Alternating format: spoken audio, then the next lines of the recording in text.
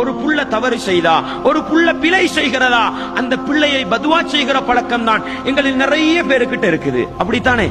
புள்ளைக்கு நாசமா போனவனே ஏசுற வார்த்தை எரும மாடு. அன்பாண்டவர்களே, எரும மாட்டுக்கு மேல மழை பெய்யற மாதிரின்னு சொல்லுவாங்க. நீங்க உங்களோட புள்ளைய பார்த்து எரும மாடுன்னு ஏசுவீங்க.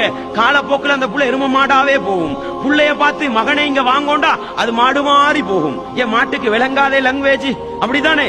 அன்பாண்டவர்களே, இஸ்லாமிய உறவுகளே, பதுவா செய்கிற விடயத்தில் மிக மிக கவனமாக இருந்து கொள்ளுங்கள்.